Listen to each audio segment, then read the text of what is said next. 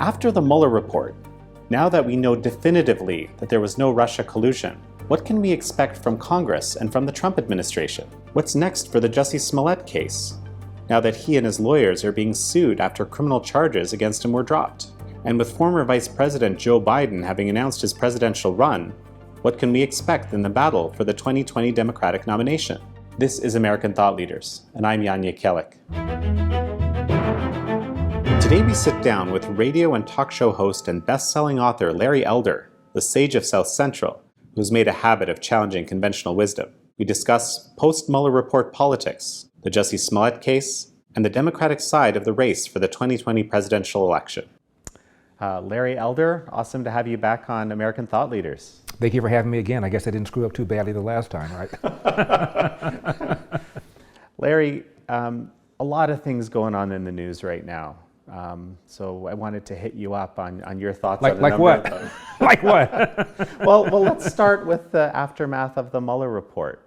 We know there was no collusion now, Right. where it's definitive. Right. So, and there's still some folks out there, trying to kind of stretch that out a little further. No collusion, no coordination, no corruption, no interference with the investigation, no assertion of executive privilege, no finding of obstruction of justice. As far as I'm concerned, I wouldn't call it an exoneration the way the president has, but certainly they didn't find the stuff that they wanted to find, and now they're continuing to investigate and investigate and investigate. What I find fascinating is one of them said right away, we want the full Mueller report. We believe that the redacted one has all sorts of evidence of obstruction of justice and collusion. We want the full report. Why do you need the full report if you already have all the evidence already? I mean, they've already decided the president has committed obstruction of justice. They've already decided he's committed impeachable offenses based on what's in the Mueller report. They meaning like the people the attacking Democrats, the president. Democrats, right? But they want the full report so that it will confirm what they've already decided that it's in the report. It's just bizarre. 22 months.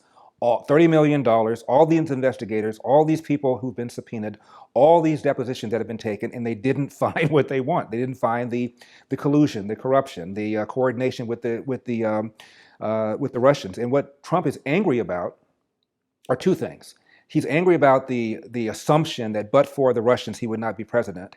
He's also angry about all the time he spent defending himself, time that he could have been spent advancing his agenda. So I understand why he's so angry, and that is why Mueller found that there was, and that is why Barr found, and Rosenstein, this is important to mention that, Rosenstein was right there, signed the 4-page letter that the Democrats are now saying were 4 pages of lies. Rosenstein co-signed that, and he was right behind Barr when he had that press conference where Barr outlined the findings of the Mueller report. So if you're going to call Barr a stooge for Trump, you have to call Rosenstein a stooge for Trump, and Rosenstein is the one who appointed the special counsel. Right. So let's jump to all the questions that the Mueller report raises now. Like, what are the things we've been? We had a sense there wasn't a lot of evidence of collusion, 2 years ago. Right. We were already writing about that, but in our investigations and the investigations of a number of folks, there are a lot of questions and a lot of investigations that have yet to be had, from what I understand. I wanted to hear your thoughts about that. I don't see what more Congress can find out that the Mueller investigators didn't find out. This is not about trying to find out the truth or anything. This is about harassing the president up until the election. They don't want him gone. Some people are saying they want him impeached. They don't want him gone. They want him there. They want him bloody. They want him mangled. They want newspapers every single day to be about, we subpoenaed this person resisted, this person didn't bring the documents, Donald Trump is hiding something, Donald Trump is hiding something, and by the way, Donald Trump is hiding something. That's what they want. They want a bloody candidate limping into the election in November next year. They feel that way he'll be easier to beat. That's really what they want. And so what about all the questions that have been raised around the Steele dossier and how it, how did all this happen? There was no collusion. Well, those are my questions. I'd love to find out how this whole thing started. I'm still unclear. Apparently Papadopoulos, one of Donald Trump's aides briefly, was drunk somewhere, bragged to somebody about some Russian tie. Next thing you know, there's an investigation. And then the Steele dossier that the Democrats paid for, that was clearly unverified, becomes a factor in getting FISA warrants. I'd like to find out about how this investigation started, what role the dossier played, and what role the bias of the investigators played in going after President Trump. That's what I'd like to find out. So Why don't you outline a little bit about what we already know from your perspective? Well, what we know is that the Russians tried to interfere with the election. What we know is that they took out a lot of ads on Facebook. What we know is that they tried to penetrate voting machines. There's no evidence that they did. And in my opinion, they did it because they wanted to just sow dissent. They probably felt the same way that most people did, and that Trump is a sure loser. So what we'll do is we'll put ads that are going to be pro-Trump, try and make the thing a little more competitive so that when Trump loses, he'll be able to argue that he was robbed. All we want to do is create crisis, create chaos, and sow dissent among Americans. If you look at the Facebook ads they took out, most of them had to do with race, blacks and whites. Sometimes they were pro-black, sometimes they were anti-black ads they took out. They were just trying to sow dissent. And frankly, in my opinion, they were very successful at doing it. We're still having this conversation, and after the Mueller report came out, now we're having a conversation about the conversation of the Mueller report. So the Russians have been very successful in getting us to get it at each other's throats and spent very little money to do it. So there's now evidence that actually the British government was spying on the Trump campaign. What do you make of this? I'm sure a lot of people were spying on the Trump campaign, and we probably do a lot of spying as well. Campaigns are nasty, nasty things. And in Trump's case, in his defense, people thought of him as a racist, as a fascist, as a Nazi. Those are the kinds of things that were said about him. Anybody that works for him is working for a fascist and a racist and a Nazi. By the way, he's a surefire loser. I think on the very day of the election, Nate Silver put the percentage of Hillary winning at 85%. So you weren't able to get the A-list people to work for Donald Trump. That's why you got people like Manafort, who wasn't even relevant since the 1970s. And so you got a lot of second and third tier people working for Donald Trump, and they were not the best. They were not the best of the best. In large part because they did not think Donald Trump could win and didn't want to work for somebody like Donald Trump. When Donald Trump tried to get law firms to defend himself, he went around D.C. and a whole bunch of law firms said no. They thought he was toxic, didn't want to have anything to do with him. And so Donald Trump ended up having a lot of people around him who were not the most savory of people. That is in part because he was called a fascist, and in part because the media said he's a dead-bang loser. So not too surprising, a lot of the respectable people who otherwise would have worked for a campaign like that refused to work for him. So how is it in your mind that something as kind of salacious and utterly unverified as the Steele dossier could come to become the basis of these investigations? I think there were a number of people in the so-called deep state that sincerely believed that they were being patriotic by going after this dastardly guy named Donald Trump, who was vulgar, who was profane, who was racist. That's what I thought. And then you have the media that hated Donald Trump from day one. Let me back up. They didn't hate him from day one. They enjoyed him at first because he was getting good ratings. And then they realized that the American people were taking him seriously, and they realized that they had a hand in giving him a whole bunch of free pub when he first ran, that they then began turning on him. So you had a perfect storm. You have a candidate that a lot of people didn't like. You also have the inherent bias against Republicans from the media. And then you had a bunch of zealots within the government that really thought that they were being patriots by going after this guy. So that's why this thing happened.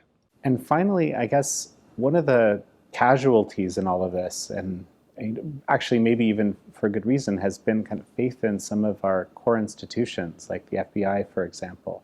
I don't know if you would agree with that. And secondly, like if I'm right, what can we do to fix this? Well, there were certain zealots in the FBI, high up, and investigators on the Mueller team, who, in my opinion, felt that Donald Trump was just a bad person, and that's what animated them. I don't think that we throw out the baby with the bathwater. I think the FBI is a respectable institution. I think Christopher Wray, the current FBI director, is somebody that I trust. I think we had some bad actors and bad apples, and I think that's what we need to get to the bottom of. So you're advocating for, investigations? I really do believe there ought to be an investigation of this investigation, how it started. I think there should be an investigation about the Steele dossier. What role did it play in getting these FISA warrants? And how can something like this happen? If they really felt that Donald Trump's campaign had been infiltrated, they should have given him a warning. They should have come to him and said, look, there's some problems here. They didn't. It was almost like they wanted him to continue to associate with Russians so they could then argue that he was some sort of plant or stooge. Normally, what you would do in a campaign, if there's some evidence that the Russians are infiltrating, you go to the candidate and give him a heads up. They didn't do that. One would think. Yeah. Yeah.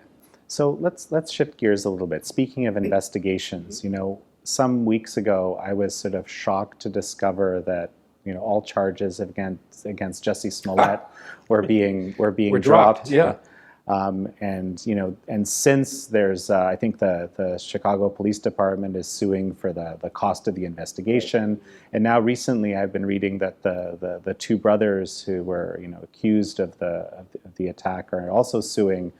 Can you give me unpackage this for me a bit? The whole thing is a mess, isn't it? When it was pretty clear that Jussie Smollett had not been attacked by two people at 2 o'clock in the morning while he was getting a sandwich from Subway, when it's pretty clear that that didn't happen, I recall one reporter from People Magazine TV.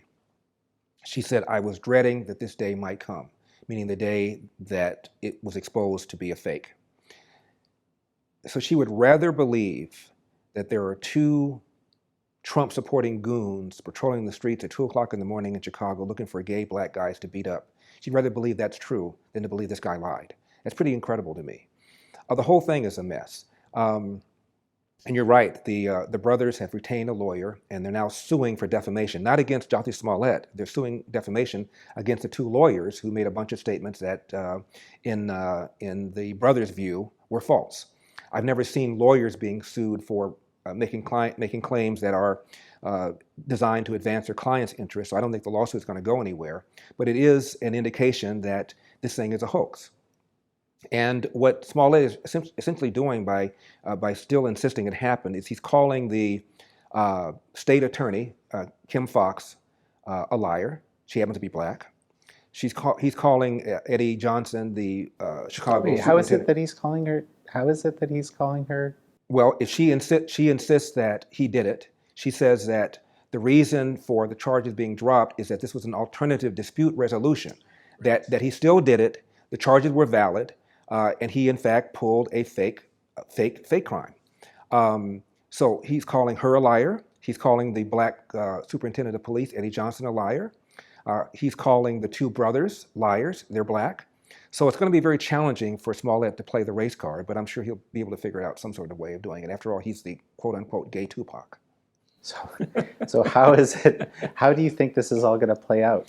Well, he's already lost his role on Broadway. He was playing the first black ball player to come out as a gay person. He's lost that role. And the head of Empire just said that it'll be very difficult for him to come back. So it doesn't look like he's going to come back from that either. So he's lost a whole lot. Do you think America's going to believe he's innocent in the end, as he's maintaining, despite all of this? I haven't seen any polls, but I doubt very many people believe he's sincerely innocent. I mean, they've got the brothers' receipts buying some of the rope and the bleach or whatever it was they used. The brothers themselves have said that they were encouraged to do it by Smollett. The police believe that it was a fake crime. The state attorney believes it's a fake crime. And you're right, the city of Chicago is suing him to recover the overtime money that was spent investigating this thing. So there's no question, in my opinion, that this was a fake crime, a fake hate crime. And Smollett is now been outed as a liar. And what he tried to do is to use the hostility towards Trump, the assertion that Trump has made the country worse because of his alleged racism, to advance his career. I mean, it's hideous. It's absolutely hideous. And he should be shamed. He should be afraid to leave his house in the daytime. So let's shift gears again here, and let's talk about this, very crowded field of Democratic presidential contenders. We've learned that Joe Biden has now threw his hat in the ring. Threw his hair plugs in the ring. Joe Biden has run twice before. He would be a formidable candidate. In my opinion, he'd be the one that would be the most difficult for Trump to beat if Biden could survive the primary. I don't think he can. This is a guy who voted for the Iraq War. This is going to come back to haunt him. He voted for the crime bill that a lot of people now think is racist. He's going to have to apologize for a lot of positions he's taken in the past. I don't know that Joe Biden is down with the Green New Deal, down with the $15 minimum wage, down with Medicare for all, down with guaranteeing a job whether you want one or not, down with abolishing ICE. These are mainstream positions now in the Democratic Party. And if and when Biden begins to shift towards those positions, he's going to seem insincere. So why not get somebody who doesn't have to shift to those positions, get somebody who's younger, who already adopts those positions? That's going to be his problem. And these Democrats are interested in winning. They're not going to give him a pass just because he's Joe Biden, just because he used to be the vice president of Obama. One of the freshman congresspersons criticized Obama and said that just because he has a pretty face and a pretty smile doesn't mean we ought to forgive the droning that he did. So they're not above criticizing Obama, and therefore they're not above criticizing Joe Biden. So he's going to have a very, very difficult time. High name recognition. Out of the gate, he'll be the front runner. But little by little, I think he's going to have a lot of difficulty. And also in this era of Me Too, he's going to have to explain his tendency to crowd people's space. It's not a big deal, but it's something he's going to have to talk about. So, I mean, one of the things that I've seen talked about a lot recently is how the Democratic Party is very good about keeping consistent around talking points. In fact, apparently much better than, say, the Republicans and so forth. So this seems to flaunt that idea. Well, the Democrats have different views on a lot of things. I mean, you have a socialist who is right behind Joe Biden, and that's Bernie Sanders. And you have other Democrats who are saying, I'm not a socialist. They don't know what to do about the Mueller report. You have some Democrats who want him impeached, others who say that we ought to concentrate on putting on issues that Americans care about. So there are some differences. And you've even had some of the Democrats say that the idea of allowing felons in prison to vote is insane. But you have Bernie Sanders saying it. You have Kamala Harris saying we should give it a conversation. And you have Mayor Pete saying it's ridiculous. So there are going to be some differences. And they'll be highlighted as this thing cooks up. Well, but that's similar to what we saw in 2016, right? There's all sorts of different perspectives, all sorts of attacks, but finally, when all was said and done, everyone kind of consolidated around the candidate. How do you see this playing out? Except in 2016, the fix was in. Hillary was going to be the candidate, and that was that. That's why they set up this superdelegate thing. And based on the DNC emails we've now read, there's no question that they wanted Hillary to win, and they expected her to win. This is a whole different deal. Obama's staying out of this so far. He's not put his thumb on the scale one way or the other. He's met with almost a dozen of these candidates and has encouraged them. I'm sure Joe Biden's not all that happy about that. So it's going to be a whole deal. This is going to be a free-for-all. It's going to be very entertaining to see who emerges. So you don't think there's going to be a fix for Biden, even though he has the greatest chance, as you suggested? No, it's not going to be a fix for Biden. A lot of people argue that. I don't know what they're doing about superdelegates this time, but whatever they're doing, it won't be the same as last time. No, I think Biden has to earn it on his own, and he's going to have a real difficult time. He's white in a year where it's not a good year to be white. He's male in a good year where it's not good to be male. You're having all these Democrats being asked, the ones who are male, will you have a female running mate? And Cory Booker just now said yes. What is that? I'm going to have a female running mate, irrespective of how qualified she is or whether or not she's the best possible running mate. This is how these guys are. It's all about identity politics. We haven't had a female president, so therefore we should have at least a female vice president. That's how they roll. And I think that's going to be a real problem. So, okay, so who would be your favorite pick on the Democratic side? I'm not impressed with any of them. I'm really not. The one I think is the most challenging for the president, as I mentioned earlier, is Joe Biden. But Kamala Harris is too radical. Their whole agenda, raise taxes, Medicare for all, $15 minimum wage. While we have an economy that's rocking and rolling, I think it's foolish. And raising taxes on rich people, a wealth tax. The top 1% already pay about 40% of all the federal income taxes, while getting about 20% of their nation's income. The rich are, in fact, overtaxed, but the left wants to tax them even more.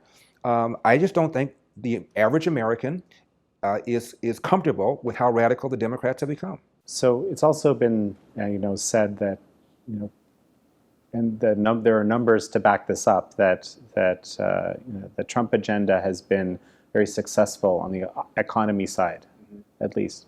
And so what do you see the Democrats putting up against that? In a normal world with an economy this good, the president, as he pointed out, should be up 10, 15 points. Bill Clinton was impeached, and because the economy was doing well, he retained his popularity. In fact, his popularity even went up during the impeachment thing. So normally, it's the economy stupid until it's not the economy stupid. It's the economy stupid when Democrats are running. When Republicans are running, it's not. When George Herbert Walker Bush was running for re-election in 1992 in October, Investors Business Daily looked at a collection of newspapers, the front pages of their business stories, of their stories having to do with the economy. And 90% of these stories were negative, even though we were in like the 16th consecutive month of positive economic growth. A majority of people thought we were in a recession. We weren't even close to being in a recession. The next month, November 1992, after Bill Clinton wins, Investors Business Daily looked at the same newspapers to find out if they changed their tone, and they did. Only 14% of the business stories were negative.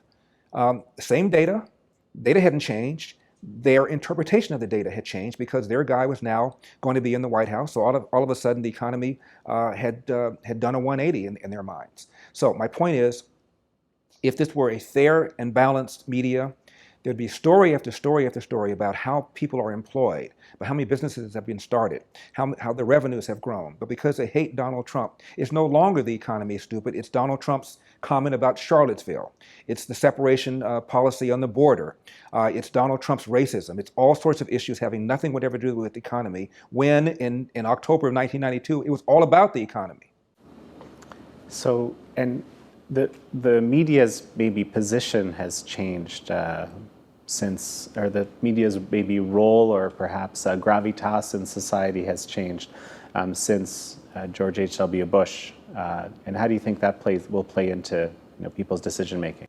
Well, I do believe that this term fake news has struck a chord with a lot of people.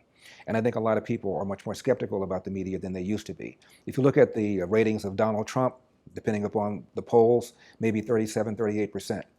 Congress is even lower. The media is even lower than Congress. And that is in part because I think people have realized that there is fake news. The way the media gave Hillary a pass on the server deal.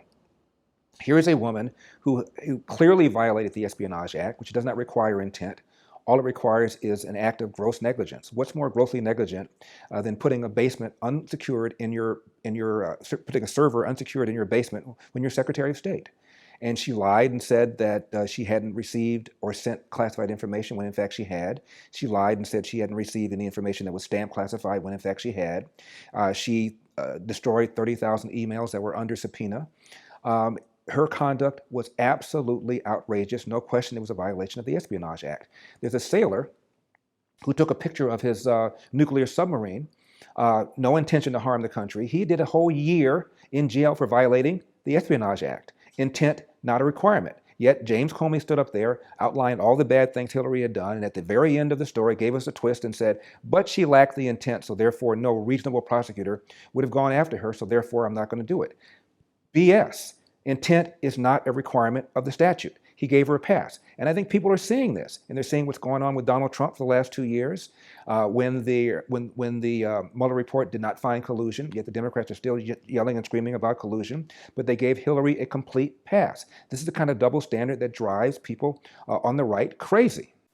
And you're seeing the same double standard in the media. Absolutely, yeah. Barbara Bush once said she's surprised whenever any Republican wins because the media are so against us. I think the Pew Research found out that only 7% of reporters describe themselves as Republicans. 93% call themselves something else. The New York Times has not endorsed a Republican for president since 1956. The Washington Post never has. Never?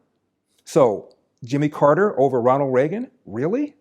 I mean, this is the unfairness that Republicans always have to deal with. And it's almost on steroids given the hostility they have towards President Donald Trump. Larry Elder, thanks a lot. My pleasure. Thank you.